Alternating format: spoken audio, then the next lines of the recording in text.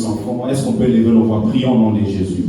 Éternel Dieu, nous te bénissons, nous t'élevons, nous t'exaltons. Nous venons prier, Yahweh Père, pour l'Église, pour nos familles. Éternel, que ton nom soit glorifié, exalté, magnifié, célébré. Qui peut s'égaler à toi? Qui peut être comme toi? Il n'y a point de Dieu comme toi, Seigneur. Tu es le Dieu qui dit une chose et la chose arrive. Tu es celui qui appelle à l'existence des choses qui n'existent pas, comme si elles étaient. Nous t'élevons, Sabaoth. Nous t'élevons, Elohim. Nous t'exaltons, Seigneur, le Dieu de gloire, le Dieu de bonté, le Dieu véritable, le Saint d'Israël, la manne cachée, l'eau de vie, le Père de grâce, celui qui fait des choses extraordinaires, celui qui est capable de changer nos vies et nos familles, celui qui est capable de faire au-delà de ce que nous pouvons penser ou imaginer. Nous t'élevons, Seigneur, sois élevé, ô Dieu de gloire, sois béni le Maître de toutes choses, sois célébré le Maître des temps et des circonstances. Béni sois-tu, toi le Dieu vivant.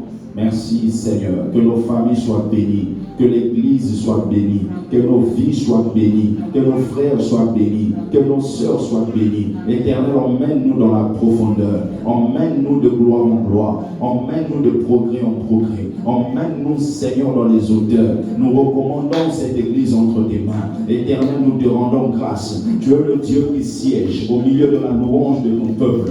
Éternel, merci parce que tu es vivant et tu es présent. Tu as dit là où deux ou trois s'assemblent dans mon nom, je suis là. Seigneur, nous croyons que ta présence est ici.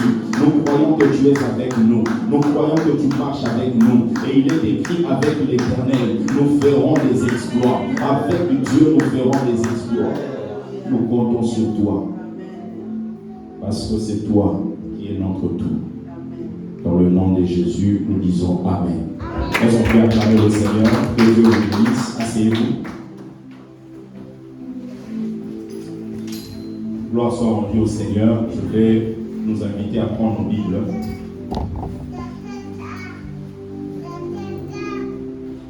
Gloire au Seigneur Jésus. Alors, nous allons lire deux textes. Nous allons lire premièrement dans Genèse, chapitre 1er, le verset 26. Et ensuite, on lira dans Luc, chapitre 24, du premier verset jusqu'au verset 34.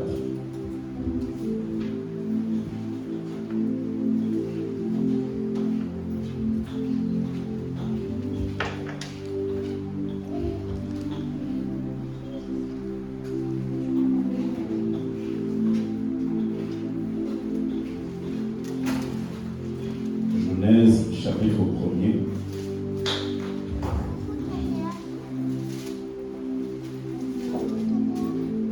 Verset 26. La Bible dit, puis Dieu dit, faisons l'homme à notre image, selon notre ressemblance, et qu'il domine sur les poissons de la mer, sur les oiseaux du ciel, sur le bétail, sur toute la terre, et sur tous les reptiles qui rampent sur la terre. Puis Dieu dit, faisons l'homme à notre image, selon notre ressemblance, et qu'il domine sur les poissons de la mer, sur les oiseaux du ciel, sur le bétail et sur toute la terre, et sur tous les reptiles qui rampent sur la terre. Nous allons aller dans Luc.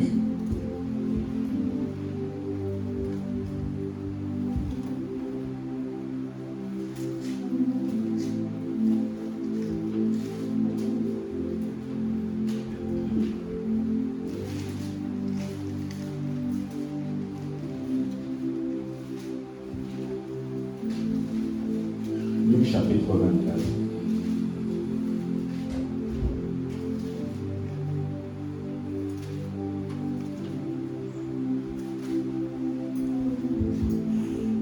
Du 1er au verset 34. La Bible dit, le premier jour de la semaine, elles se rendirent au sépulcre de grand matin, portant les aromates qu'elles avaient préparés. Elles trouvèrent que la pierre avait été roulée de devant le sépulcre. Et étant entrées, elles ne trouvèrent pas le corps du Seigneur Jésus. Comme elles ne savaient que penser de cela, voici les deux hommes leur apparurent en habits resplendissants. Saisies de frayeur, elles baissèrent le visage contre terre. Mais ils leur dirent, pourquoi cherchez-vous parmi les morts celui qui est vivant? Il n'est point ici, mais il est ressuscité. Souvenez-vous de quelle manière il vous a parlé lorsqu'il était encore en Galilée. Et qu'il disait, il faut que le Fils de l'homme soit livré entre les mains des pécheurs, qu'il soit crucifié et qu'il ressuscite le troisième jour. Et elles se souvinrent des paroles de Jésus. À leur retour du sépulcre, elles annoncèrent toutes ces choses aux 11 et à tous les autres. Celles qui dirent ces choses aux apôtres étaient Marie de Magdala, Jeanne, Marie, mère de Jacques, et les autres qui étaient avec elle.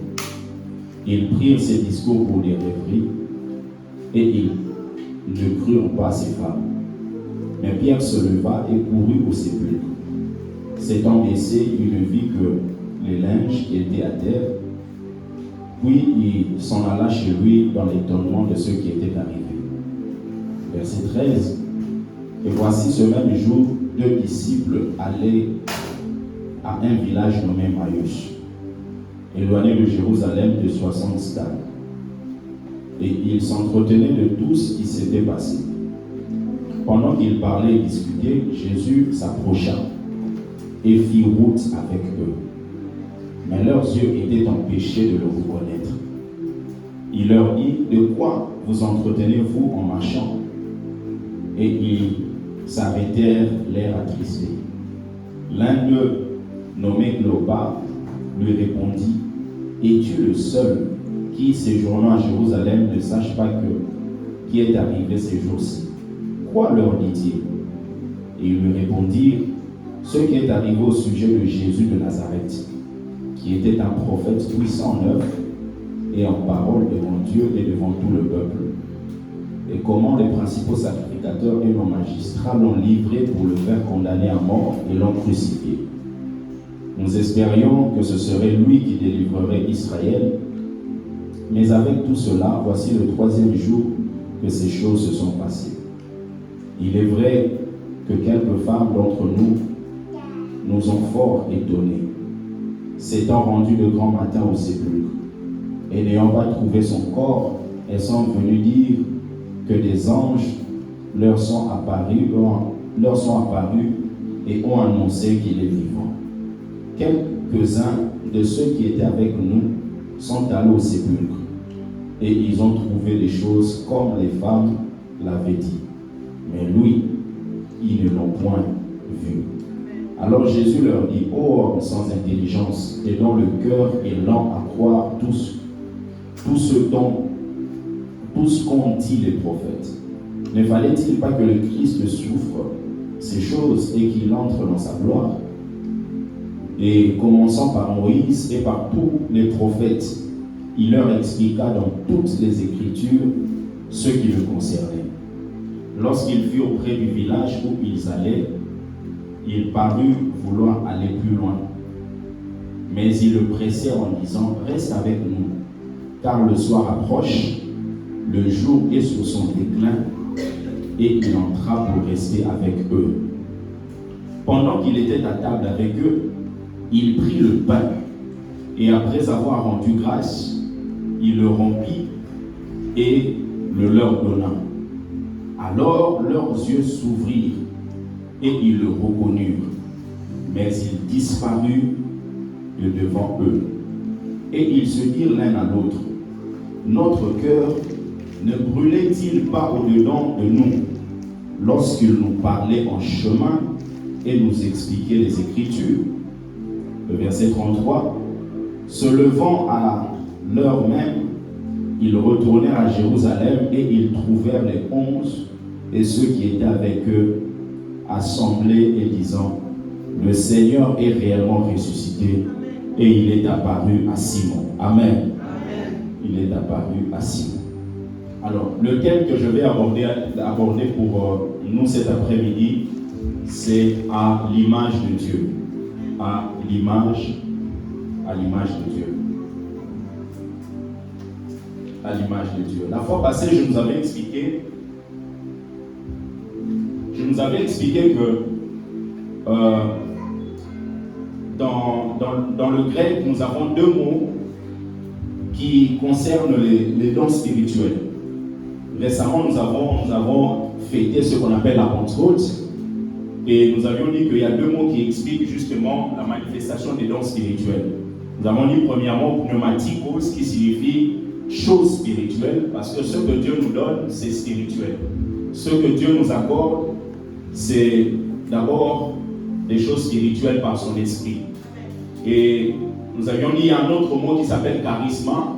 Charisma, ça signifie don de grâce. C'est-à-dire, lorsque Dieu vous donne des choses spirituelles, ce n'est pas parce que vous le méritez, c'est par grâce. Donc, Dieu nous accorde des choses spirituelles par grâce. Même lorsque les dons spirituels se manifestent dans nos vies, c'est simplement par grâce. Et lorsqu'on dit à l'image de Dieu, c'est la pensée première de Dieu. Dieu, lorsqu'il crée l'homme, il dit « Faisons l'homme à notre image et à notre ressemblance ». Ce n'est pas l'homme qui l'a déclaré, c'est Dieu lui-même, c'est son souhait, c'est lui qui l'a voulu. Il a voulu que l'homme soit créé à son image. Vous allez vous rendre compte que l'image de Dieu, là, c'est au niveau de l'esprit. Parce que, en réalité, dans l'homme, c'est l'esprit. Et ce qui peut être à l'image de Dieu, c'est l'esprit. Parce que Dieu est esprit, il faut que ceux qui l'adorent en esprit et en vérité. L'adorent dans la capacité de l'image qu'ils ont reçue de Dieu. Donc Dieu dit faisons l'homme à notre image et à notre ressemblance. Donc la pensée de Dieu, c'est que l'homme soit l'extension de Dieu sur la terre. Je vous avais expliqué la fois passée, vous ne pouvez pas avoir plusieurs rois sur un même territoire. Vous ne pouvez pas. Vous ne pouvez pas dire qu'en Angleterre, il y a plusieurs rois. Non, il n'y en a pas plus. Si la reine Elisabeth II n'est plus là, il y aura un autre roi. Il ne peut pas y avoir la reine Elisabeth II en tant que reine et avoir un autre roi de l'autre côté. Donc, Dieu qui était roi, il était au ciel. Maintenant, il fallait donner aussi la même autorité qu'il a, donner ça à l'homme qu'il va créer. Donc, comme il ne peut pas donner à l'homme la capacité de régner là où lui il est roi, parce qu'il ne peut pas y avoir deux rois ou plusieurs rois, qu'est-ce qu'il fait? Il crée l'extension de ce qui peut être l'extension de son royaume. C'est-à-dire, Dieu crée la terre. C'est ce qui se passait dans les temps anciens, c'est-à-dire que lorsque un empereur essaye de pouvoir aller imposer son fils, il ne peut pas imposer son fils là où lui règne. Qu'est-ce qu'il va faire? Il va aller conquérir des terres, des nouvelles terres, afin que ses enfants puissent régner dans ces nouvelles terres-là. Maintenant, Dieu, comme il est le créateur de toutes choses, lui ne peut pas aller conquérir la terre appartenant à quelqu'un d'autre. Parce que quelqu'un d'autre ne peut pas créer une terre. Parce que le seul créateur, c'est lui. Tout ce qu'on peut faire sur la terre, ce sont des fabrications et tout ça. Mais le créateur reste Dieu. Vous allez voir qu'on prend toujours des matières premières. Quand quelqu'un commence une société d'automobile, ne va jamais commencer une société d'automobile en fabriquant des voitures avec des matières que lui-même a fabriquées ou lui-même a créées. Non. Va toujours prendre des choses qui existent déjà et commence maintenant à fabriquer ces modèles de voitures. Donc le créateur, c'est Dieu. Maintenant, Dieu a commencé à créer à partir de rien. Dieu n'avait pas de matière première pour dire que ça appartenait à quelqu'un d'autre et lui vient commencer à essayer de former quelque chose. Lui, il a commencé à créer à partir de rien. C'est la raison pour laquelle le seul qui est éternel, c'est lui. Éternel, ça signifie qu'il n'a ni début, qui n'a ni fin. Et tout homme sur la terre a un début, a une fin. Tout ange a un début. Parce que tous les anges sont des créatures. Donc comme ce sont des créatures, cela signifie qu'il y a un jour, ils ont été créés et ils commencent à vivre à partir de là. Mais Dieu n'a pas de début, il n'a pas de fin non plus. Il est celui qui incarne le temps. Il est le maître des temps et le maître des circonstances. Maintenant, quand il crée la terre, il place son fils Adam. Il dit, Adam, tu dois être ici, je te crée à mon image. Comme moi je règne au ciel, je veux que toi tu règnes sur la terre. La Bible déclare que les cieux des cieux appartiennent à l'Éternel, mais il a donné au Fils des hommes la terre. Donc Dieu donne la terre à l'homme pour que l'homme puisse s'occuper de ce qui est sur la terre. Donc Adam, on lui donne, et Adam devait être en collaboration avec le Saint-Esprit. Parce que rappelez-vous, lorsque Dieu a formé l'homme, la Bible déclare que l'homme n'était pas encore un être vivant. La Bible dit Dieu a soufflé sur l'homme et l'homme devint un être vivant. C'est-à-dire que Dieu a soufflé son esprit afin que cela puisse donner la vie dans le corps de l'homme. On ne peut pas dire que l'homme était mort parce que la mort n'existait pas encore. Mais c'était simplement quelqu'un qui était inerte, quelqu'un qui ne bougeait pas. Il fallait maintenant souffler afin que le Saint-Esprit entre et que l'homme puisse vivre en relation avec celui qui est son créateur. Maintenant, le problème, c'est que l'homme a voulu être indépendant. Rappelez-vous, lorsque vous allez conquérir un territoire, regardez en Afrique, on a eu des colons qui sont venus, ils ont colonisé l'Afrique. Quand ils ont colonisé l'Afrique, par exemple, la Belgique avait un représentant au niveau du Congo, Kinshasa. Le représentant du roi, il était à Kinshasa. C'est lui qui supervisait la colonie. Donc c'est lui qui était le canal, il était le pont entre la Belgique et Congo-Kinshasa. Donc si vous avez quelque chose à dire, il faut passer par ce représentant et ce représentant va aller transmettre ça au roi. Et si le roi a un message précis à pouvoir communiquer à la colonie, il va passer par le représentant et ensuite le représentant communique à la colonie. Maintenant, vous allez vous rendre compte que lorsque une nation ou une colonie demande l'indépendance, lorsque la colonie demande l'indépendance, cela signifie que le représentant là, du roi n'a plus sa place sur le territoire. Donc le représentant doit quitter, il doit aller retourner en Belgique. Et pareil, le Saint-Esprit était sur la terre, était avec l'homme, mais quand l'homme a demandé l'indépendance, le Saint-Esprit était dans l'obligation de pouvoir partir. C'est la raison pour laquelle, lorsque le serpent se présente à Adam, le serpent commence à lui dire des choses. Le serpent là, il était celui qui avait déjà commis des choses dans le territoire là où habite le Père. Donc c'est quelqu'un qui est considéré comme un ennemi au ciel. Maintenant, l'homme sur la terre est le représentant du Dieu qui est au ciel. Mais regardez l'homme qui est sur la terre, qu'est-ce qu'il fait? Il suit celui qui est l'ennemi de son Père qui est au ciel.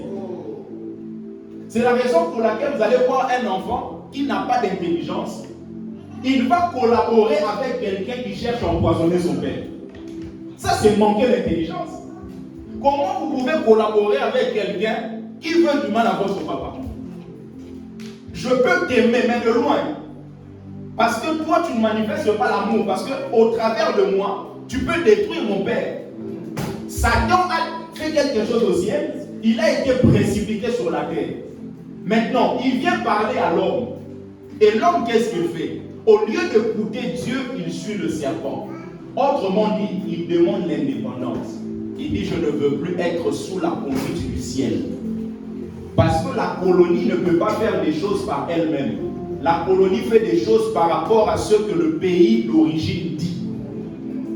C'est pour cela que vous allez voir que même au niveau de la colonie, certaines choses au niveau de la colonie représentent le pays d'origine. Vous regardez les pays qui ont été colonisés en Afrique. Si vous regardez ceux qui les ont colonisés, vous allez voir des similitudes. Vous allez voir par exemple, nous au Congo, Kinshasa, on parle français. Pourquoi? Parce que les Belges parlent français. Quand vous allez par exemple en Côte d'Ivoire, pourquoi est-ce qu'ils parlent français? Parce que les Français parlent français. Mais quand vous allez dans les pays comme le Nigeria, vous allez voir que là-bas ils parlent anglais. Pourquoi? Parce que les British et tout ça là, ils parlent anglais. Donc quand un pays va coloniser un territoire, les reflets de ce pays-là, la culture de ce pays-là commence à se manifester au niveau de la colonie. Et maintenant, qu'est-ce qu'il faut faire pour que la culture se manifeste au niveau du territoire qui a été conquis? Il faut que le représentant puisse faire le travail afin que le territoire soit assimilé à ce qui se passe au niveau du territoire d'origine. C'est la raison pour laquelle nous qui sommes des hommes créés à l'image de Dieu, nous sommes sur un territoire. Et dans ce territoire-là, il y a des choses que nous devons faire pour que les gens de ce territoire puissent refléter le caractère du ciel.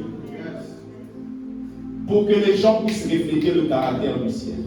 Et finalement, l'homme a demandé l'indépendance et vous allez voir que depuis ce jour-là, le seul souci de l'évangile, c'est que le Saint-Esprit puisse revenir. À plusieurs reprises, la promesse de Dieu, c'est que je vous donnerai un autre cœur, un cœur nouveau. Et le cœur nouveau ne peut pas être donné aussi longtemps que celui qui était le représentant, c'est-à-dire le Saint-Esprit, il n'est pas revenu. Donc il fallait qu'il revienne. Tout ce qui a été fait, quand vous voyez la prophétie des prophètes, quand vous voyez tout ce qui se passe avec les apôtres, quand vous voyez quand Jésus est arrivé, tout ce qu'il faisait là, c'était pour que le Saint-Esprit revienne. Regardez Jésus lui-même quand il parle, il dit le royaume de Dieu est proche. Il prêche, il dit le royaume de Dieu est proche. Quand il dit le royaume est proche, c'est quoi? C'est la venue de l'Esprit. Parce que vous avez le royaume des cieux et vous avez le royaume de Dieu. Le royaume des cieux, ça reflète le territoire de Dieu, le quartier général de Dieu. Mais le royaume de Dieu, ça représente la puissance de l'Esprit qu'il peut donner à un homme. C'est pour cela, lorsque Jésus arrivait sur place, il pouvait dire, le royaume de Dieu est venu vers vous. C'est-à-dire, la puissance de Dieu s'est approchée à vous pour que vous puissiez comprendre que vous avez maintenant la possibilité de venir et avoir un cœur nouveau. Le territoire est là-bas, mais la puissance peut accompagner les hommes.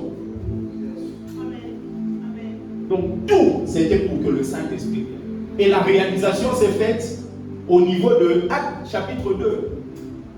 La Bible déclare qu'ils étaient là, ils priaient et le Saint-Esprit est venu, ils ont été baptisés, ils ont commencé à parler. Ils ont commencé à parler de nouvelles langues. Et par rapport au don spirituel, nous avions dit que le don ne change pas le caractère de celui qui le reçoit. C'est-à-dire que le don, c'est un don. Le don ne signifie pas que quelqu'un est mature spirituellement. Si je prends 50 000 $, je donne au frère Emmanuel, cela ne signifie pas que frère Emmanuel est expert en économie. Non. Ça ne signifie pas que frère Emmanuel sait bien garder l'argent. Quand je lui donne, ça signifie simplement qu'il a reçu, c'est un don. Donc quelqu'un peut avoir le don de prophétie, le don de miracle, le don des opérations, des diversités de langues.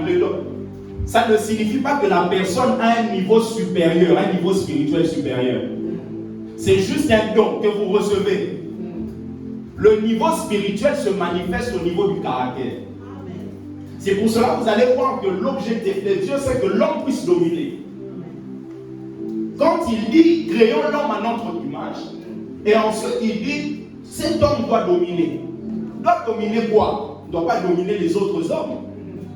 C'est ce que beaucoup ne comprennent pas. Vous savez, je suis père, je peux être père, mais je ne suis pas appelé à dominer sur mes enfants.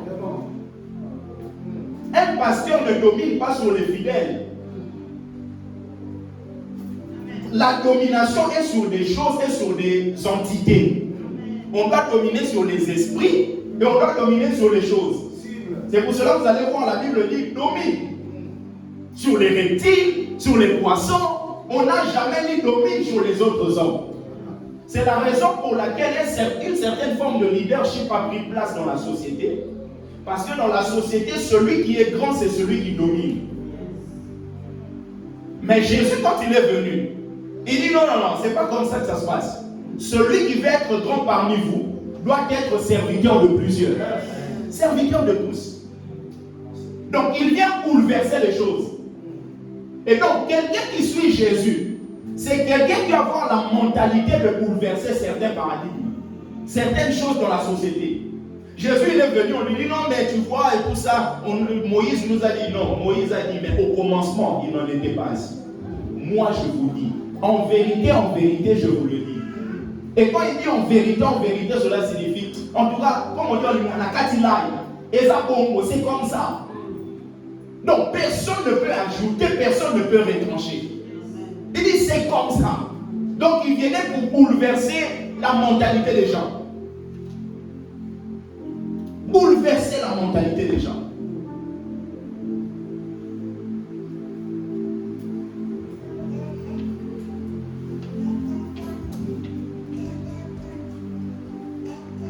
Donc ça ne montre pas que quelqu'un est mature spirituellement, parce que c'est juste un don que Dieu donne. Et nous avions vu que, à part le don, nous avons ce qu'on appelle le fruit.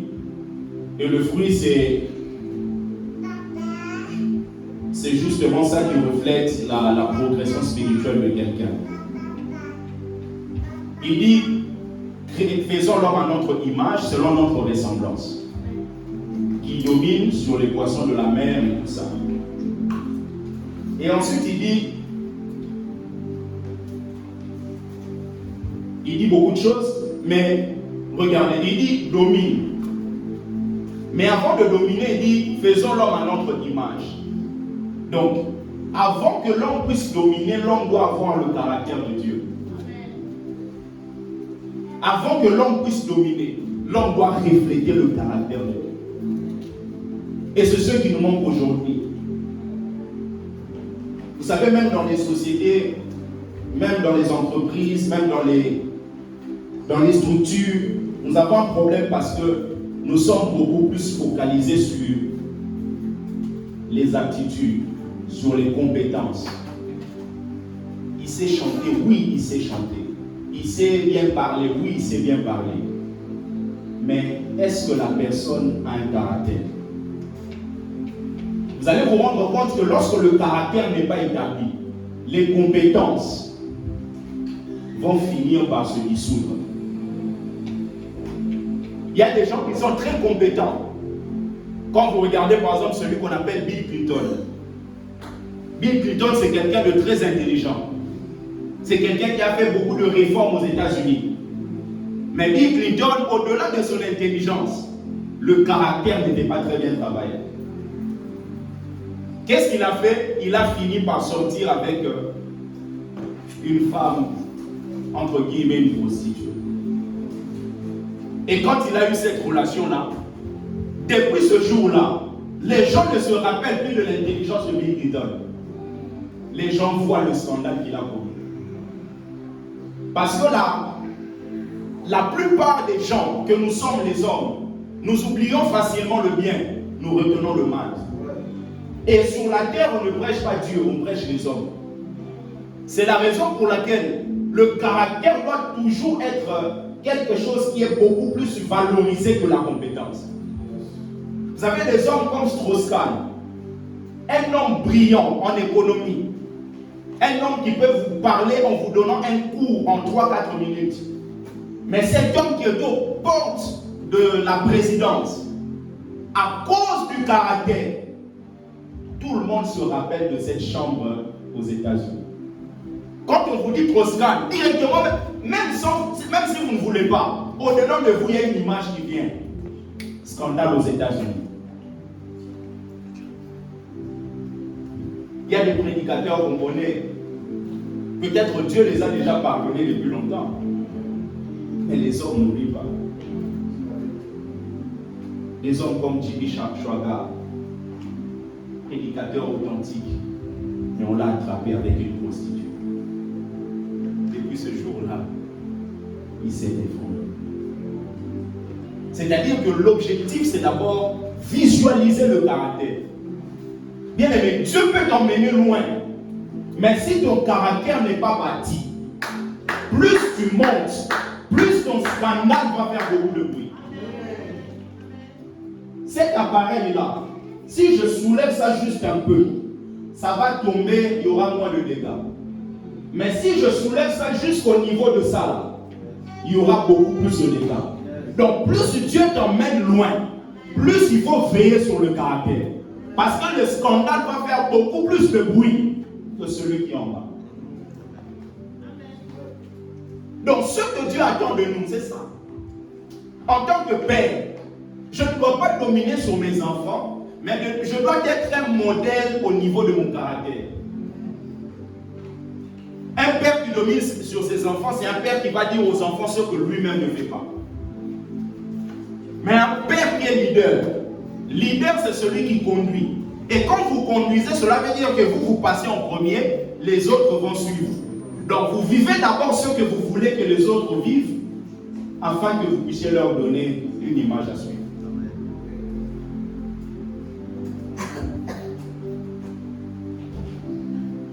Avons-nous un caractère de Christ, le caractère du Seigneur.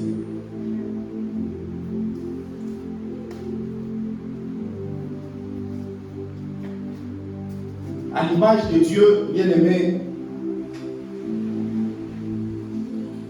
nous devons refléter le Seigneur.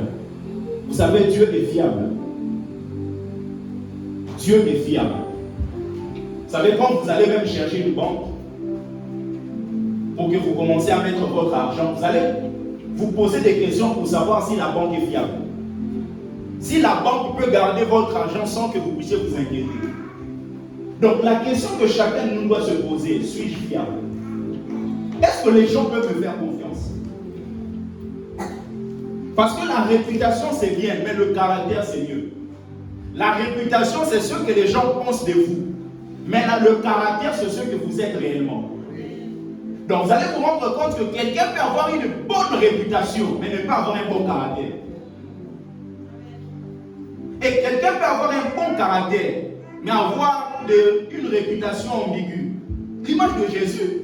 Jésus était là avec son caractère parfait, mais il y a des gens qui avaient une réputation de Jésus comme pas possible. On l'appelait fils de Bézébul. On l'appelait celui-ci qui met le désordre dans la société. Le problème, c'est que votre réputation ne doit pas aller à l'encontre du caractère de Dieu. En fait, quand votre caractère reflète la manière de fonctionner de Dieu, en ce moment-là, vous n'avez plus à vous inquiéter sur votre réputation. Quand vous vous posez des questions, qu'est-ce que les gens pensent de moi? Qu'est-ce que les gens pensent de moi? Bien aimé, vous pouvez devenir hypocrite, simplement pour que les gens puissent vous appuyer. Mais quand c'est votre caractère qui reflète le caractère de Christ parle, vous n'avez pas à vous inquiéter. Vous n'avez pas à vous inquiéter. Vous n'avez pas à vous inquiéter. Et pour que le caractère soit bâti, chacun de nous a besoin justement de pouvoir avoir une vision claire. Regardez cette histoire de Luc. Jésus est ressuscité. Tout le monde parle du fait que Jésus, voilà, et tout ça. Mais les disciples là sont en train d'aller sur le chemin d'Emmaüs. Ils ont rencontré Jésus. Jésus chemine avec eux. Mais eux ne savent pas que Jésus est là. Quand on ne sait pas, on ignore la présence de Dieu, on ne pourra jamais bâtir un vrai caractère. Parce que le vrai caractère ne se bâtit pas selon les conseils des gens qui viennent sur les réseaux sociaux et tout ça. Ça se bâtit dans la présence de Dieu. Le vrai caractère.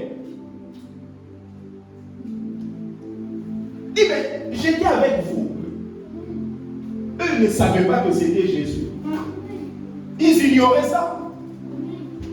Il y avait un événement, mais ils étaient incapables de voir Jésus derrière cet événement. Incapables. Qu'est-ce qu'il dit? Je vais lire pour vous.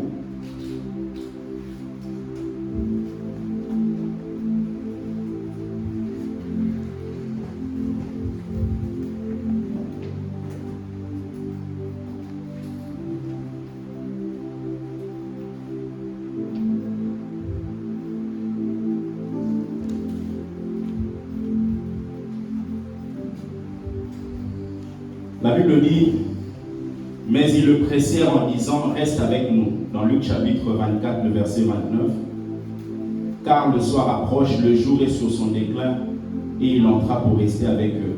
Et pendant qu'il était à table avec eux, il prit le pain, et après avoir rendu grâce, il le rompit et leur donna. Alors leurs yeux s'ouvrirent, et ils le reconnurent, mais il disparut de devant eux. Alors qu'est-ce qui fait que nous puissions avoir du mal à réaliser que Jésus est là. La première des choses, c'est la mauvaise conception que nous avons de Dieu. Nous avons une mauvaise conception de Dieu. Nous avons une mauvaise conception de Dieu. Plusieurs d'entre nous, nous sommes ignorants de la personne de Christ. Nous avons des imaginations, des pensées, des raisonnements qui ne tiennent pas. Non seulement nous avons une mauvaise conception de Jésus, mais nous avons aussi les yeux focalisés sur autre chose que sur lui. L'événement venait de se dérouler.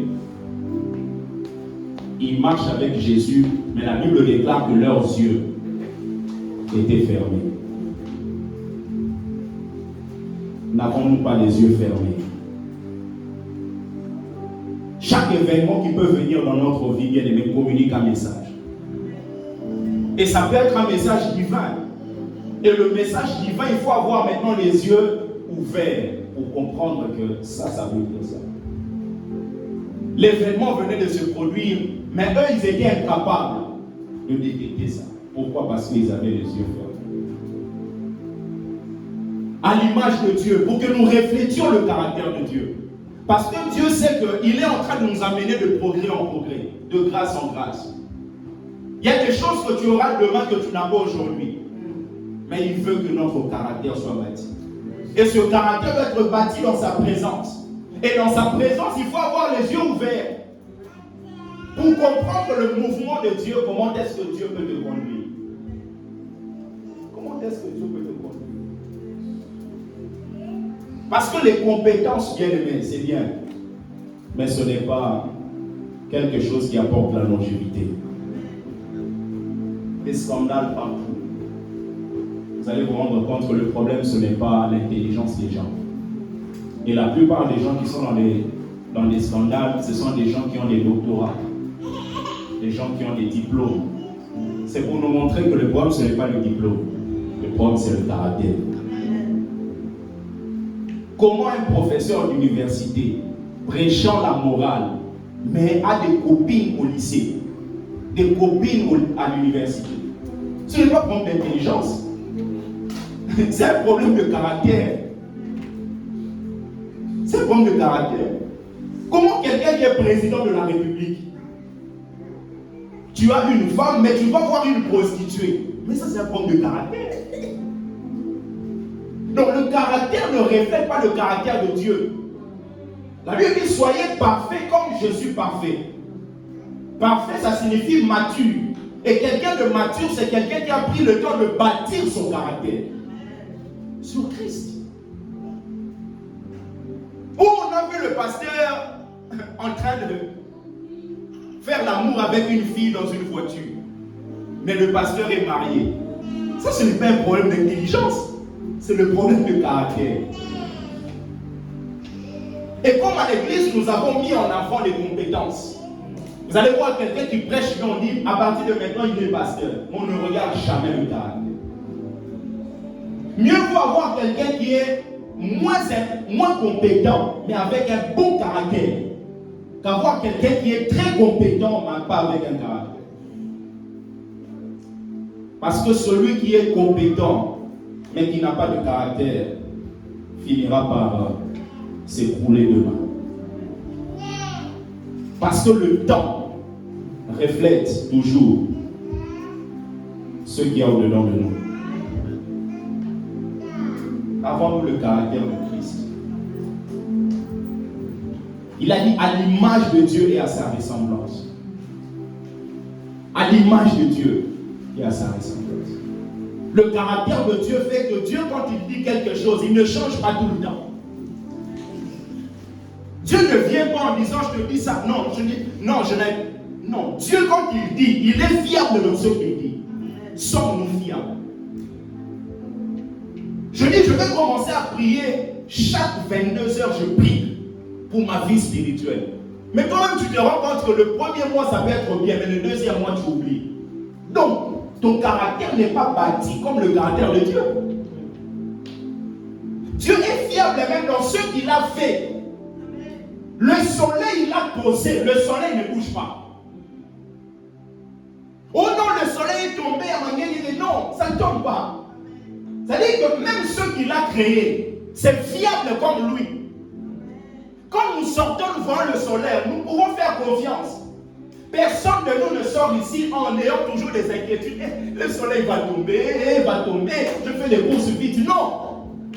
On fait confiance en celui qui est l'initiateur de ce que nous voyons. Est-ce que lui, il peut nous faire confiance? Sommes-nous fiables? Même ceux qui sont tout autour de nous peuvent nous dire vraiment, Jason, toi, en tout cas, quand tu donnes ta parole, tu respectes ta parole. Ou nous sommes des gens qui changent du matin au soir. Tu es fiable. Pourquoi? Parce que il ne manipule pas les gens. Dieu ne manipule pas les gens. Quelquefois, nous voulons acquérir des choses, mais on sait que par la voie normale, ça va être difficile. Qu'est-ce qu'on fait? On essaie de manipuler les gens. Bien aimé, tout ce qui vient par manipulation ne dure pas. Tout ce qui vient par profondeur de Dieu finit par durer.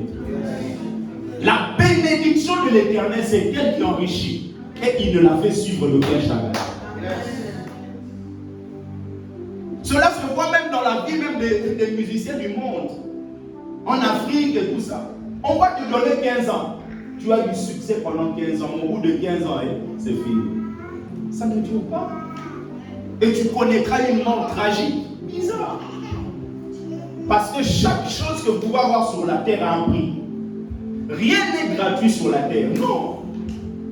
Même quand on dit tout est grâce là, il faut vraiment comprendre dans quelle dimension on dit ça. Parce que même le salut, nous recevons gratuitement, mais ça coûtait la vie de quelqu'un. Donc il y a forcément un prix qui a été payé quelque part. Peut-être que ce n'est pas vous, mais c'est quelqu'un d'autre. Quelqu'un peut entrer ici, directement commencer à bénéficier du bon son qu'on a, bien qu'on n'a pas des choses extraordinaires. Mais la personne peut commencer à se réjouir, mais la personne doit savoir qu'il y a un prix. Il y a quelqu'un qui a cotisé pour que cela soit payé. Il y a un prix que toi et moi nous devons payer. Payer pour bâtir un caractère. Payer pour bâtir quelque chose dans la présence de Dieu. Afin que cela puisse nous donner de la longévité. La longévité dans ce que nous faisons. Dieu, il veut que nous soyons comme lui. Comme lui parce que lui, il est toujours fiable. Toujours fiable. Dieu est toujours fiable.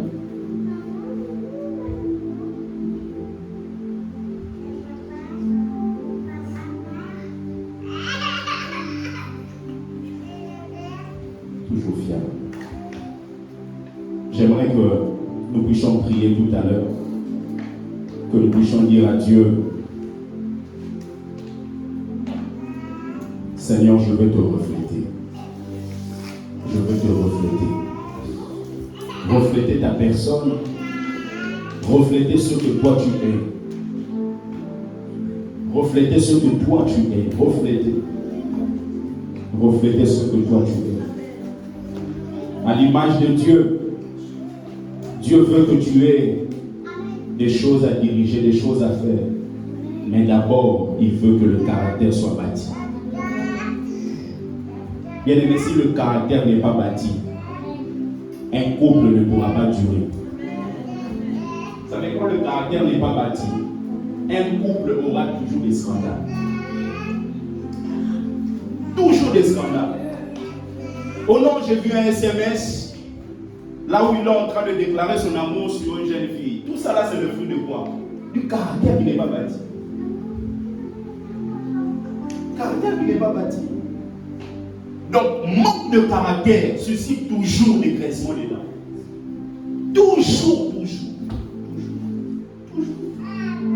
Donc, tout ce que nous pouvons faire, même dans une société, quand vous commencez une société, où vous faites le commerce, quand vous vous associez aux gens qui n'ont jamais bâti un caractère, bien aimé, en tout cas que Dieu vous fasse grâce. Mais sinon, vous êtes sur la voie de la déception. Parce que c'est le caractère qui va faire en sorte que la personne ne puisse pas voler. Je travaillais une fois dans la Société Générale. On faisait tout ce qui est création des contrats. Et au travers des contrats, on pouvait payer les gens, indemniser les gens. Des fois, ça pouvait aller dans des sommes vraiment très importantes. Mais on avait 3 jeunes qui étaient là. Qu'est-ce qu'ils ont fait? Ils créaient des contrats, mais ils mettaient leur RIB. Donc, ils créent un contrat au nom de Maman Claudie. Maman Claudie est vraiment quelqu'un qui existe. Quelqu'un vraiment qui doit être dans le registre. Mais au lieu de mettre son RIB, ils mettent leur propre RIB. Donc, quand le virement sera passé, ça n'ira pas chez Maman Claudie, ça va chez eux. Tout ça, c'est le fruit de quoi? Manque de caractère. Et quand vous avez des gens comme ça dans la société, votre société aura du mal à évoluer. À chaque fois, vous devez employer des gens pour faire des recherches, pour trouver qui a volé. Tout ça là, c'est perte de temps. Il faut essayer de les virer et ensuite recruter encore des gens. Quand vous recrutez des gens, ça vous prend du temps, c'est de l'argent et tout ça. Donc vous voyez que le problème de notre société, c'est au niveau du caractère. Tout ce qu'on peut voir au niveau de la société là, c'est au problème du caractère. Et beaucoup d'écoles, beaucoup d'universités, on forme des gens à pouvoir avoir la connaissance et tout ça. Mais des gens qui ont la connaissance n'ont pas le caractère. C'est pour cela qu'on est dans des scandales, dans des choses. Scandale sur scandale, chose après chose. Parce que le caractère n'est pas bâti. Parce que le caractère n'est pas bâti. Parce que quand quelqu'un a un caractère, a des valeurs. Et ce sont les valeurs qui reflètent le caractère de quelqu'un. Et dans la vie même, nos associations doivent être effectuées en regardant les valeurs. Les valeurs, quelles sont les valeurs que nous partageons? Parce que 2 personnes ne peuvent pas marcher ensemble si elles ne se mettent pas d'accord. Si vous n'êtes pas d'accord, vous ne pouvez pas cheminer ensemble. Vous allez marcher ensemble, mais il y aura de l'hypocrisie. C'est l'accord qui fera en sorte que les gens puissent aller ensemble et vivre des victoires. Quelles sont les valeurs? Les valeurs qui animent l'Église, les valeurs qui animent ma famille, les valeurs qui animent ma propre vie. Parce que quand vous arrivez à fixer vos valeurs, bien aimé, personne ne viendra jouer avec vous. C'est pour cela, quelquefois, quand quelqu'un vient vous proposer quelque chose de mal, il faudrait que vous-même puissiez vous examiner en disant pourquoi il n'est pas allé là-bas, il est venu seulement chez moi. Qu'est-ce qu'il a vu en moi qui peut l'attirer en disant lui peut accepter?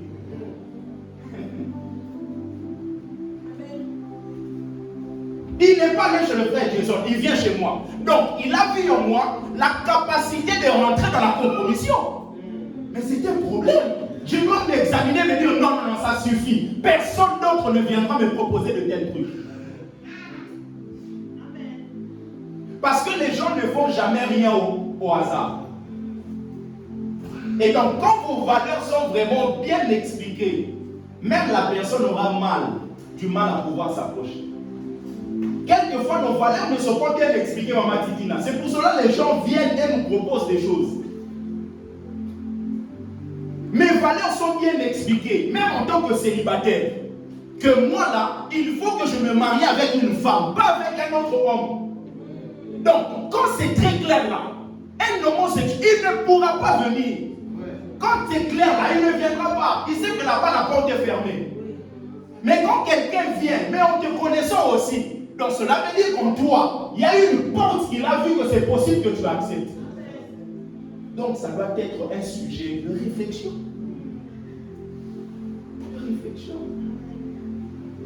Des valeurs. Des valeurs spirituelles. Des valeurs pour nos enfants. Des valeurs qui bâtissent des hommes dans la présence de Dieu. Des valeurs. Jésus, quand il est venu sur la terre, il avait des valeurs. Il avait des valeurs. Jésus a manifesté ces valeurs-là. Quand il marchait, tout le monde savait.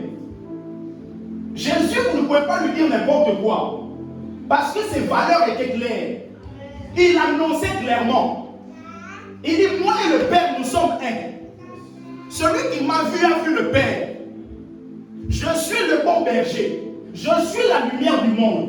Je suis le vrai cèpe. Mon père est le vigneron et vous, vous êtes le sarment. Donc c'était clair, c'est exposé. Bien aimé, ne cachez pas. La vie chrétienne, ce n'est pas quelque chose qui se vit en cachette. Ça se montre. Montrez vos valeurs. Montrez vos valeurs. Que tout le monde sache que vous appartenez à Dieu. À Dieu. Les gens ne se cachent plus. Ils sont dans les loges, mais ne se cachent plus. J'ai regardé une vidéo, quelqu'un qui était à Brazza, il dit clairement, moi ça fait 10 ans, je suis dans telle loge et j'ai même grimpé les échelons et tout ça. Ne se cache pas. Mais nous voulons mener notre vie chrétienne en cachette. Bien aimé, même s'ils vont te la vider, mais qu'ils sachent que Dieu t'a réellement sauvé. Amen. Que Dieu t'a sauvé. Que Dieu t'a sauvé. Jésus était là. Il pouvait aussi faire comme tous les autres. Mais lui, il était clair dans ses valeurs. Et c'est ce qui lui a même apporté la mort. Parce que les gens ne supportaient pas. Vous savez, quand vos valeurs sont très claires, les gens vont vous dire que vous êtes durs. Et ils vont le dire en lingala.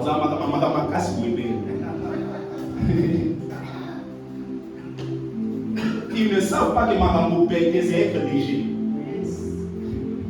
Donc les gens veulent que nous soyons légers. Donc tu changes du jour au lendemain tes valeurs, tes choses et tout ça. Mais quand tu es comme ça, tu dis non, moi là, dans ces choses, je n'entrerai pas. Eh papa, qu'est-ce qu'il y a? Tout le monde m'agace. Parce qu'ils ne réalisent pas que toi tu appartiens à Dieu. Toi tu appartiens au Seigneur. Lorsque ces hommes se sont retrouvés avec Jésus, la Bible déclare qu'à un moment Jésus a pris le pain, il l'a coupé. Il a pris le vin, il leur a donné. Et quand ils ont pris ça, la Bible déclare que leurs yeux se sont ouverts. Ils ont mangé le pain. Le pain, c'est l'image du corps. Je vous avais dit la fois passée, pour terminer, dans le temps ancien, il y avait des écoles. Il y avait par exemple ce qu'on appelle des écoles de prophètes. Il y avait aussi des écoles par rapport aux philosophes. Vous allez voir des gens comme des Platon et tout ça là. Ce sont des gens qui avaient une certaine école philosophique et devaient communiquer ça à d'autres élèves. Et maintenant, vous pouvez être baptisé au nom d'un philosophe.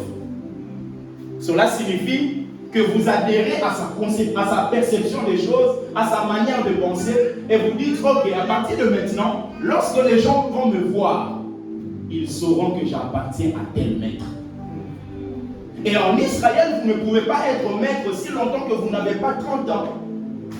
C'est la raison pour laquelle Jésus est venu marchant sous la loi, mais pour sauver les gens qui sont sous la loi. Jésus n'est pas venu sous la grâce. Jésus est venu sous la loi, avec la grâce, pour sauver ceux qui sont sous la loi. Maintenant, en venant, Jésus devait tenir compte aussi de la culture. Et c'est très important, en tant qu'enfant de Dieu, de tenir compte de la culture dans laquelle nous sommes. Parce que vous allez vous rendre compte que même dans l'évangile, dans les Écritures, la culture compte. Pourquoi qu'est-ce que Jésus dit? Quand vous allez entrer dans la ville, vous verrez un homme avec une cruche. Lorsque vous le verrez, suivez-le parce que c'est là-bas que vous allez préparer la Pâque. Simplement parce que c'est quelque chose qui caractérise la culture de l'époque. C'est comme si je dis au frère Jason, en sortant d'ici, tu verras 3 hommes en train de porter des talons à 35 cm. Quand tu vas les voir suivre. Frère Jason va savoir que c'est un message divin. Pourquoi? Parce que par rapport à notre culture, les femmes, ce sont elles qui portent les talons. Donc quand vous voyez 4 hommes ou 3 hommes avec des talons de 35 cm, ce n'est pas quelque chose qui arrive tous les jours. Donc cela signifie qu'il y a un message divin qui se cache dans ce que je lui ai dit. Donc dans cette époque, ce sont les femmes plus qui allaient puiser de l'eau. Donc quand Jésus dit, vous verrez un homme portant une cruche d'eau, cela signifie que ce n'est pas anodin. Il y a un message divin qui est derrière. Donc derrière la culture, il y a quelque chose qui se passe.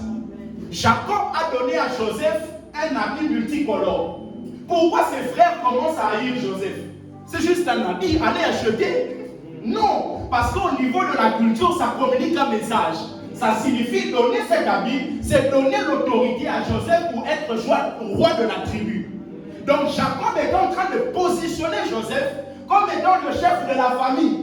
C'est pour cela Joseph, qui n'était pas le premier, il ne pouvait qu'attirer la colère de ses frères parce que les grands frères sont fâchés. Ils se disent, mais comment le petit peut devenir notre chef?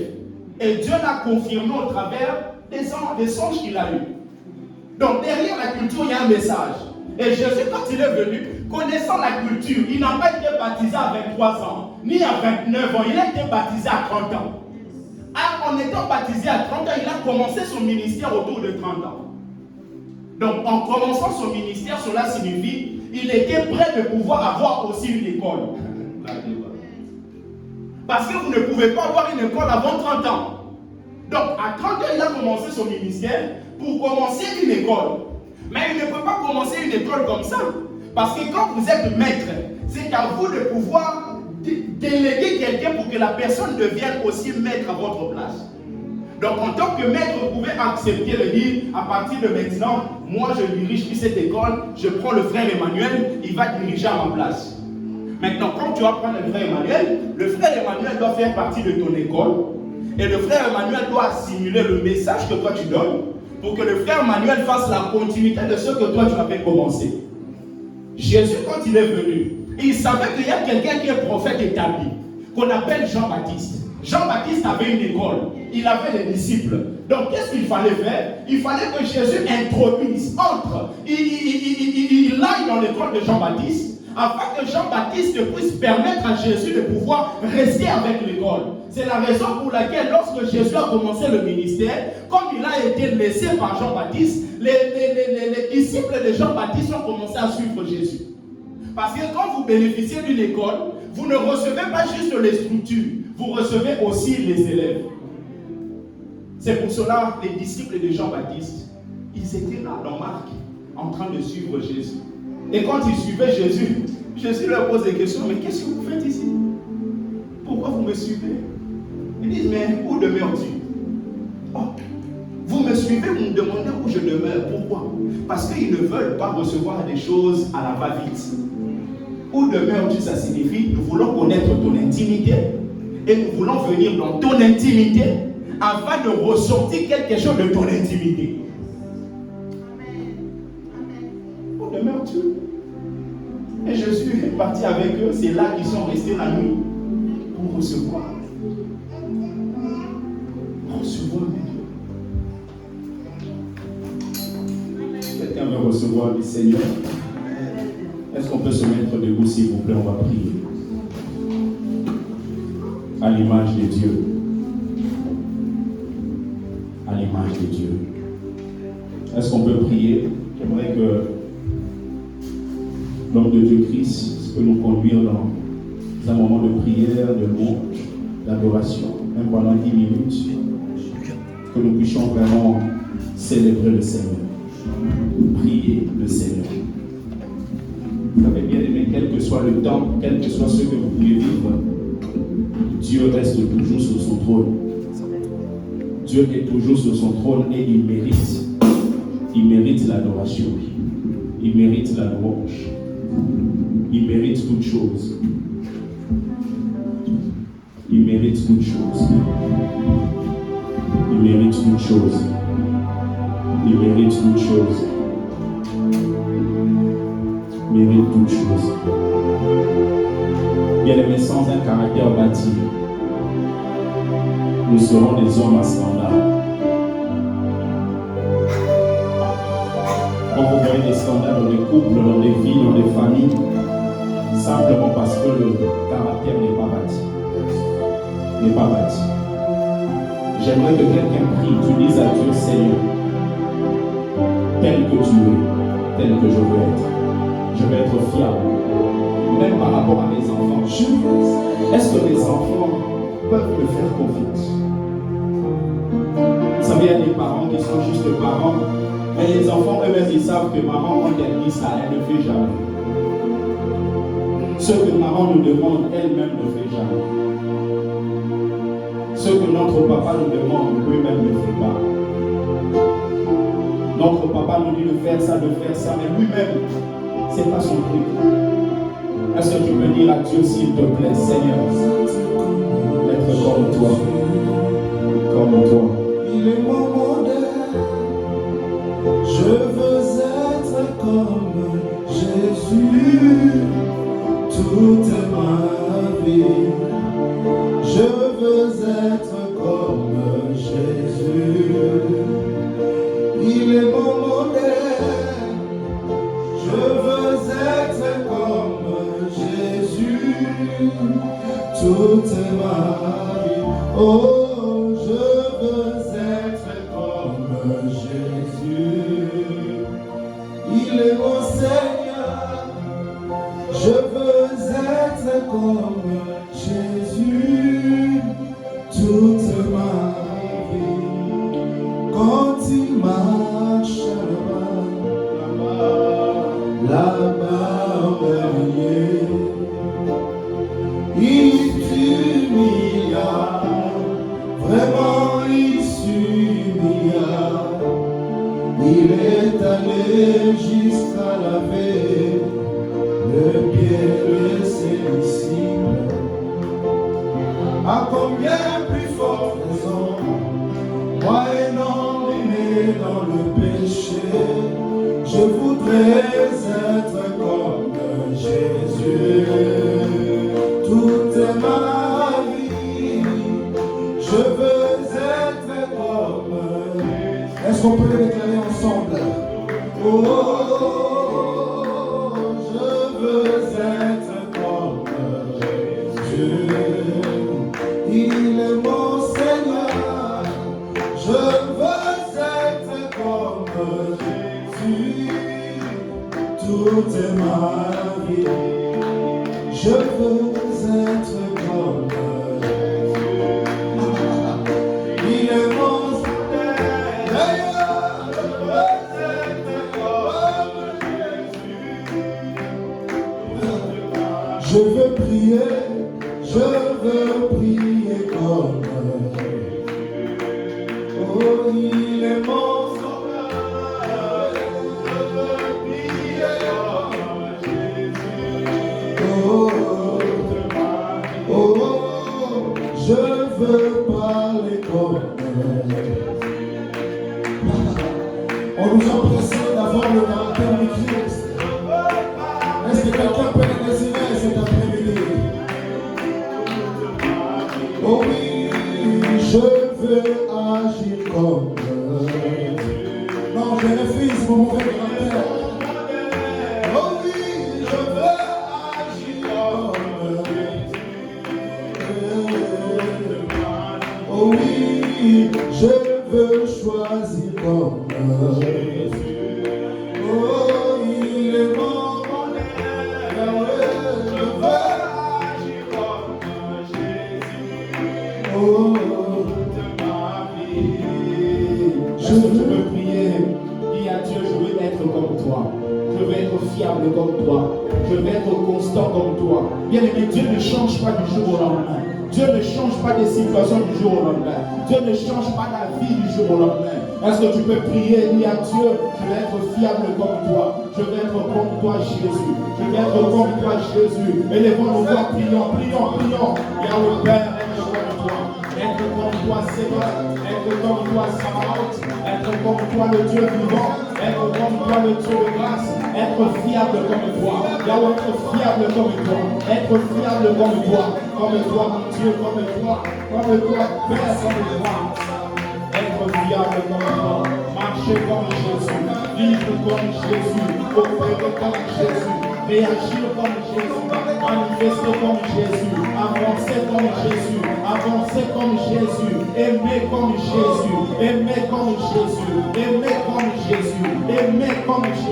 supporter comme Jésus, réagir comme Jésus, opérer comme Jésus. Nous voulons le faire comme lui, comme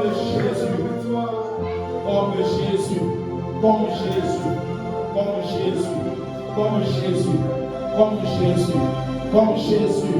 Dis à Dieu, Seigneur, je refuse les scandales. Je refuse les scandales qui viendront au travers de mon caractère. Fais-moi grâce d'être bâti dans mon caractère. Fais-moi grâce d'être bâti dans mon caractère. Fais-moi grâce d'être bâti dans mon caractère. Fais-moi grâce d'être bâti. Dis à Dieu, fais-moi grâce d'être bâti. Fais-moi grâce d'être bâti dans mon caractère en tant que maman, dans mon caractère en tant qu'épouse, dans mon caractère en tant que mari, dans mon caractère en tant que jeune, en tant que serviteur. Dis à Dieu, fais-moi grâce d'être bâti par ma chose. Il parle l'amour pour les changements. Il sous l'amour pour les changements. Il parle la changement. Il sous l'amour pour les bas. Il parle la changement. Il s'oublie qu'à choisir les bas. À souffrir la go là-bas. La go changement. Il parle l'amour qu'à choisir la changement. Il parle carrément à pousser carrément. Il dit qu'au chaïba. Baye changement de carrément. Il parle par les changements aussi. Dis à Dieu, bâtis mon caractère. Bâtis mon caractère dans ta présence. D'être une femme de caractère. Pas le caractère humain, mais le caractère de Dieu. Mais le caractère de Dieu. Mais le caractère de Dieu. Le caractère de Christ. Et le sentiment de Christ. Et le sentiment de Christ. Et le sentiment de Christ. Dieu est en ce lieu. Est-ce que quelqu'un peut se mettre debout et lever sa voix? Prions quelqu'un, nous sommes en prière. Il parle à cause des changements. Il sont à nous pour les changements. Il approche à nous qui va. Il m'a dit à demander pas. Il passe à nous changements. Nous j'ai à décoller à nous bas. Et Dieu fait une grâce. D'être bâti dans le caractère. Bâti dans le caractère. Bâti dans le caractère. Bâti dans le caractère. Ah, Yahweh. Bâti dans le caractère.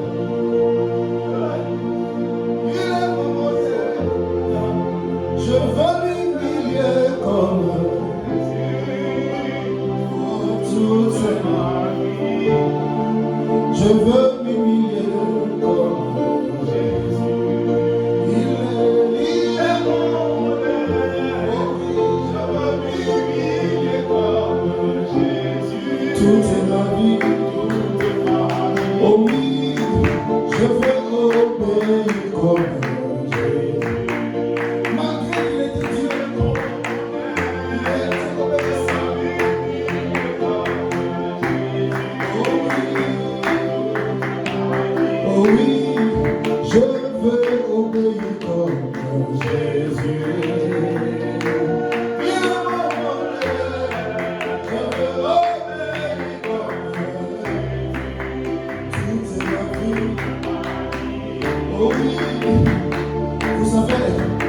la langue a le pouvoir de consommer même tout un pays. Est-ce qu'on peut le déclarer? Je veux parler comme oh non, ma bouche ne va pas mourir. Oh oui, je veux parler comme Jésus. Dans mon travail, dans mon couple. Oh oui, je veux parler comme Jésus. Toute ma vie. Oh oui.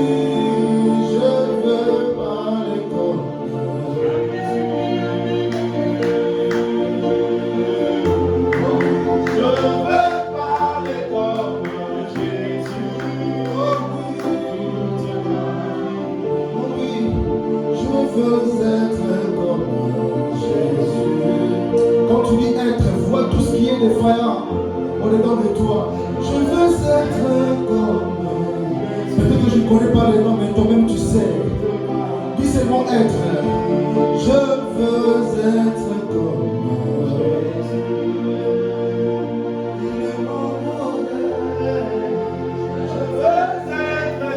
Ça peut les chanter. Toute ma vie, comme une prière cet après-midi.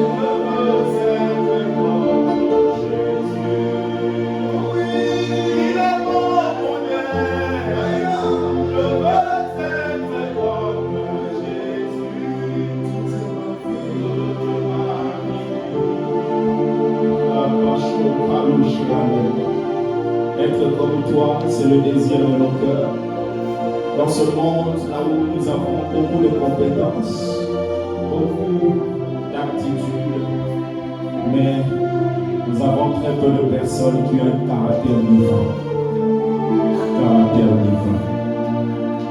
Les jeunes filles se préoccupent pour le mariage, mais sans se préoccuper du caractère divin.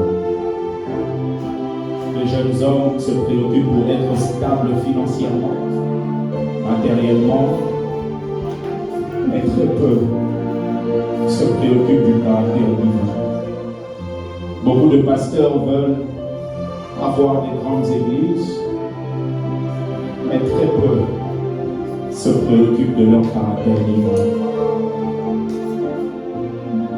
Beaucoup d'hommes de Dieu, beaucoup de responsables politiques veulent avoir des mandats, mais très peu se préoccupent de leur caractère divin. Les gens veulent dominer, les gens veulent régner, les gens veulent vivre la royauté, mais très peu bâtissent le caractère. Notre souhait, notre envie, notre désir, la soif de nos cœurs, c'est que notre caractère puisse te refléter, toi Dieu. Refléter toi. Que nous soyons fiers. Quand les gens nous voient, qu'ils puissent te voir. Quand nos collègues du travail nous voient, qu'ils voient la compassion qui est en Christ. Tout ne sera pas forcément facile. Mais c'est possible de refléter cela. Nous ne sommes pas maîtres des actions des gens, mais nous pouvons gérer nos réactions. Nous ne pouvons pas contrôler la bouche des gens, mais on peut protéger notre cœur. Garde ton cœur plus que toute autre chose, car c'est de lui que viennent les sources de la vie. Seigneur, merci pour cette église qui, jour après jour, je le crois, doit et est censé refléter le caractère divin. Nous qui sommes ici, que ton feu consume tout ce qui n'est pas de toi. Ce mauvais caractère qui était en nous, que le feu de l'esprit le consume. Que nous ne puissions pas être fiers des anomalies qui sont dedans de nous. Que nous puissions être fiers de t'appartenir et de refléter ton caractère. Seigneur, en sortant d'ici, si on peut même oublier beaucoup de choses par rapport à ce que je dis, mais que nous comprenions que le caractère c'est le plus important. Le caractère c'est ça qui va bâtir le couple solide, qui va bâtir une église solide, qui va bâtir des foyers solides, qui va bâtir des maisons solides, qui va bâtir une nation solide. Une nation qui a à la tête quelqu'un qui n'est pas bâti dans son caractère sera une nation qui vivra dans la honte. Parce que les gens vont commencer à pointer du doigt. Voici votre roi, voici votre président, voici votre chancelier. Mais quand le caractère divin est là, bien aimé, c'est l'assurance. Nous te faisons confiance au nom de Jésus. Amen. Est-ce qu'on peut acclamer le Seigneur?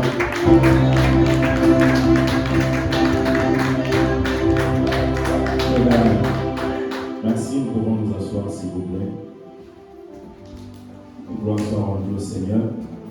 Nous allons prendre ce que nous avons prévu, nos offrandes. Nous allons donner pour l'avancement de l'Église ce que vous avez comme participation pour nous permettre de payer la salle. En tout cas, j'aimerais que tu pries pour ça. Tu pries pour ton offrande. Que tu dises quelque chose à Dieu par rapport à ça. Que le Seigneur multiplie ce que tu vas mettre. Que le Seigneur multiplie ce que tu vas mettre. Est-ce qu'on peut prier? Prions pour nos offrandes. Éternel Dieu, merci. Merci pour ce moment. Merci pour ces instants. Ce que nous avons, Yahweh, pour notre projet de la salle. Ce que nous avons pour le paiement d'ici. ce que nous avons comme projet. Seigneur, bénis nos finances, bénis ce que nous avons à mettre pour l'avancement de ton œuvre. Nous croyons que tu es fiable, que tu peux le faire. Seigneur, merci. Merci, éternel Dieu. Merci, mon Sauveur. Merci, mon Rédempteur.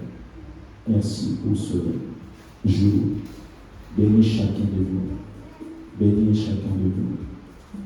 Ceux qui n'ont pas, Seigneur Dieu, que tu les bénisses. Afin que la prochaine fois, nous puissions tous participer à l'avancement de ton œuvre. Au nom de Jésus. Amen. Nous pouvons mettre nos offrandes, ce que nous avons. Nous allons célébrer le Seigneur en même temps.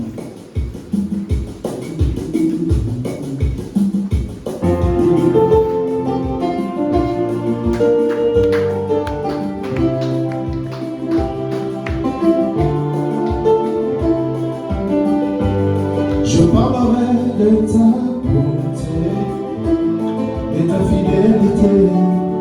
Je dirai tout haut, ce que tu as fait pour moi. Je proclamerai la gloire de ton nom. Je parlerai de ta bonté et ta fidélité. Moi, je dirai tout haut, ce que tu as fait pour moi. Je proclamerai la gloire de ton nom. Oh oui, je parlerai de ta fidélité, Je dirai tout haut, tu as fait pour moi. Je proclamerai la gloire de ton nom. Tu m'avais dit de compter sur ta bonté. Oh moi, je n'ai pas hésité. Mais quand tu m'as prouvé ta fidélité, oh moi, vraiment tu m'as étonné. Je parlerai de ta fidélité. Oh, je dirai tout haut, ce que tu as fait pour moi.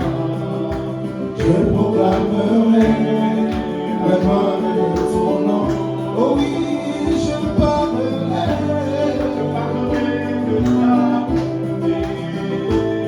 de ta fidélité. Je dirai tout haut,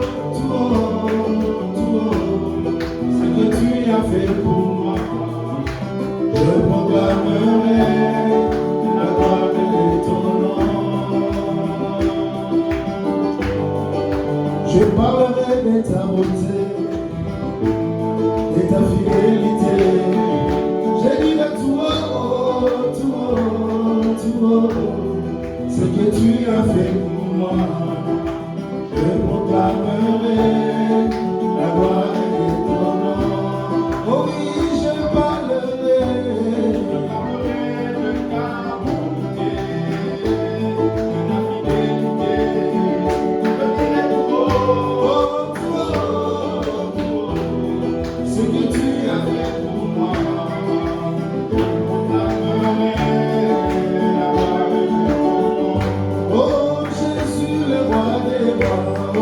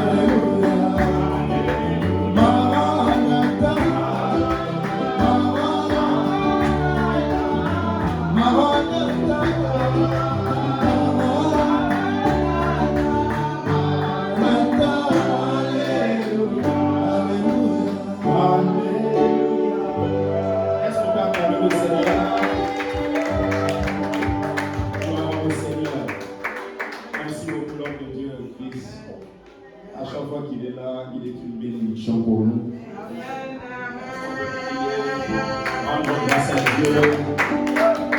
Merci Jésus. Rendons grâce à Dieu pour ce culte qu'il nous a donné de pouvoir passer. Nous croyons qu'il a reçu l'honneur, la gloire.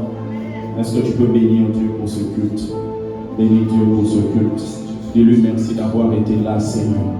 Merci de nous avoir conduits, Saint-Esprit. Merci de nous avoir dirigés. Merci, Seigneur. Merci. Merci, Jésus. Merci, Seigneur. Merci, Roi de gloire. Merci, Prince de paix. Merci, le Dieu vivant. Merci, le Dieu de grâce. Merci, le maître de toutes choses. Merci pour ce que tu as et tu fais. Merci pour ce culte. Merci. Malgré la fatigue qu'on avait en venant ici, tu nous as rafraîchis. Merci Seigneur. Tu as dit qu'il est doux et agréable pour les frères de demeurer ensemble. Il est doux et agréable. Merci Seigneur. Merci Jésus. Merci Roi de gloire. Merci. Est-ce qu'on peut prier pour nos bien-aimés qui n'ont pas pu être là? Nous allons les recommander particulièrement. Nous allons recommander Sœur Joël, Maman Joël avec son fils Kémy. Et nous allons prier aussi pour la Sœur Yolande qui a téléphoné ce matin, ne se sent pas vraiment bien. On va prier que le Seigneur prenne soin d'eux, que Dieu prenne soin du prophète Alain qui est en déplacement pendant quelques jours en Irlande, que Dieu les protège, que Dieu bénisse les autres qu'on n'a pas pu voir aujourd'hui. Papa Patrick avec toute sa famille qui devait d'ailleurs venir pour parler de son mariage, mais il n'a pas pu être là. Je ne sais pas ceux qu'ils ont rencontrés, mais nous allons prier. Quels que soient ceux qu'ils ont rencontrés, que la main de Dieu soit sur eux. Est-ce qu'on peut prier? Prions en nom de Jésus. Éternel Dieu de gloire, merci. Merci Seigneur, merci Jésus. Merci Roi de gloire, merci Roi de gloire. Merci toi qui ne nous laissera jamais. Toi le Dieu qui ne nous abandonnera jamais. Ça peut être dur, compliqué, mais toi tu seras toujours là.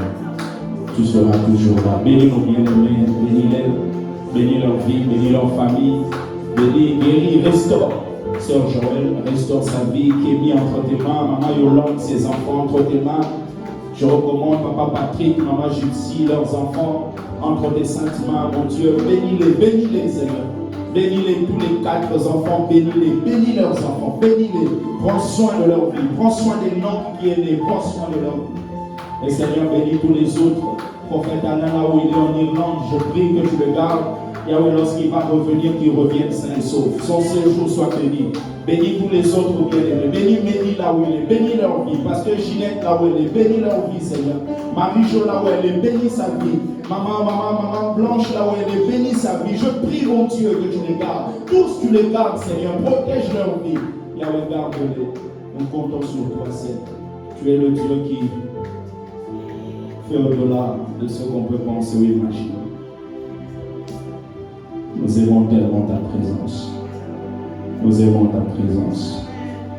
Nous aimons ta présence. Nous aimons ta présence. Pendant qu'on prie, je reçois une vision. Dans la vision, je vois, je suis en train de baptiser les gens. Mais le baptême en question, les gens qui viennent, ce sont des gens que je sais qu'ils ont été baptisés.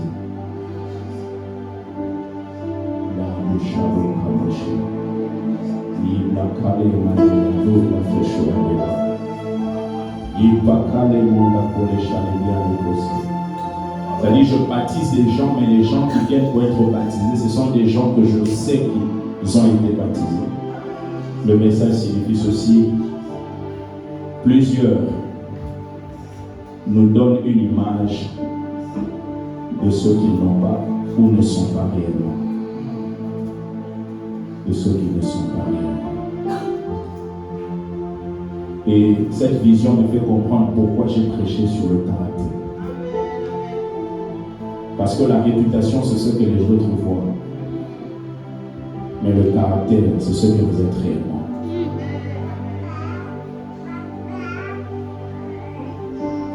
Qu'est-ce qui est en moi que les autres sont au courant et savent que je le suis, mais alors que moi-même je sais que je ne le suis pas? C'est la question que chacun de nous doit se poser.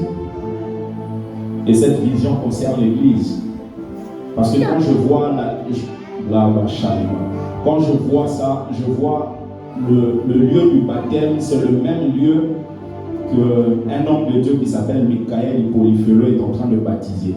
Et pendant qu'il est en train de baptiser, il baptise avec une fille. Et cette fille-là, je crois la vision revient. Cette fille-là, c'est quelqu'un qui va lui causer des problèmes dans les mois qui viennent. Baptise avec une fille, mais cette fille va lui causer des problèmes dans les mois qui viennent. Donc moi je baptise ici, je vois quelqu'un qui vient, je vois même la tête de quelqu'un qui vient pour être baptisé, mais moi je sais que la personne est déjà baptisée. Donc cela signifie que l'Église doit vivre réellement la pensée de Dieu. Pensée de Dieu. Suis-je réellement ce que les gens disent que je suis? Est-ce qu'on peut prier pendant une minute par rapport à ça? Je redirai ça le dimanche prochain pour ceux qui ne sont pas là. Qu'on puisse prier, qu'on dise à Dieu, nous refusons de jouer un rôle dans cette église. Nous refusons qu'il y ait des gens qui jouent un rôle, des gens qui disent qu'ils sont avec nous mais ils ne sont pas avec nous. Des gens qui disent qu'ils marchent avec nous mais ils ne sont pas là. Des gens qui disent qu'ils aiment cette église mais ils n'aiment pas cette église. Des gens qui disent qu'ils supportent cette église mais alors que leur cœur est loin. Est-ce qu'on peut prier, qu'il y ait des vrais dans cette église, des vrais. Nous refusons de l'hypocrisie. Nous refusons de l'hypocrisie. Nous refusons de l'hypocrisie. Nous refusons de l'hypocrisie. Nous refusons de l'hypocrisie. Nous refusons de l'hypocrisie. Nous refusons. La bachone palobaleba. Rou kachona kola kole chaleba. Ipa kole chalemane. Izola lou kole chaleba. Lou chepa chole kandu chaleba. Ipa la blaneka. Izolu kamushe la balima. Izopa kusha kemane. Yahweh Père, nous voulons te refléter. Refléter. Bénis nos vies pour ta gloire. Le Dieu du Père du ciel, le Dieu Père, le Fils, l'Esprit. Nous avions quitté nos demeures, nous sommes venus ici. Parce que nous croyons que tu peux nous faire du bien. Merci pour ce que tu nous as communiqué. En rentrant chez nous, laisse que le moyen de transport soit béni. Seigneur, cette semaine qui va commencer, je déclare que ce soit une semaine de bonnes nouvelles. Que ce soit une semaine de grâce, une semaine où tu vas nous accompagner. Bénis cette église. Seigneur Dieu, nous croyons que cette église t'appartient. Seigneur, nous te la confions encore. Seigneur, je prie que la négligence soit loin de nous. Seigneur, je prie que cette église aille de progrès en progrès. Seigneur, au-delà des points où nous-mêmes nous ne pouvons pas comprendre, mais au-delà de tout cela, nous te disons que ta volonté soit faite. Seigneur, merci pour chaque membre de cette église. Laisse que tu nous couvres et que tu nous gardes. Nous anéantissons tous les plans de l'ennemi. Tout ce que l'ennemi essaye de faire pour ramener la mort physique. Seigneur, nous brisons ces plans au nom de Jésus. Seigneur, cette semaine qui va commencer, personne ne connaîtra d'accident. Personne ne connaîtra les accidents. Nous serons protégés et sécurisés. Là où nos enfants vont aller à la crèche, à l'école, à l'université, au travail, Yahweh, je prie que la sainte main de Dieu puisse les protéger. Que tu les gardes. Partout où on sera, quel que soit ce qu'on mangera, Seigneur, cela est sanctifié. Béni sois-tu dans le nom de Jésus. Nous avons ainsi prié, nous disons Amen. Est-ce qu'on peut acclamer le Seigneur? Que Dieu nous bénisse. Nos programmes restent les mêmes. Nous sommes mardi, mercredi en ligne. Bien-aimés, entrons, prions. C'est vraiment un secret. Entrons, prions. Surtout avec tout ce que l'Église peut traverser. Vraiment, nous devons prier. Nous devons prier. La prière, c'est à 21h. Disposez-vous d'entrer. Même si vous entrez, il y a du bruit, vous pouvez mettre mute, mais vous êtes dans l'atmosphère de la prière. Vous priez. Bien-aimés, vous priez. Le secret dans ce monde, c'est la prière. N'ayez pas une vie chrétienne juste pour le dimanche. Ayez une vie chrétienne de tous les jours. Le mardi, nous sommes là de 21h à 22h. Le mercredi, pareil. Connectons-nous. Prions Dieu. Prions Dieu. Il y a des choses, peut-être vous ne voyez pas physiquement, spirituellement, il y a des mouvements. Prions, cherchons la face de Dieu. Et Dieu ne déçoit jamais ceux qui le cherchent. Vraiment que Dieu vous bénisse. Rentrez dans la paix du Seigneur. Saluons-nous les uns les autres. Shalom.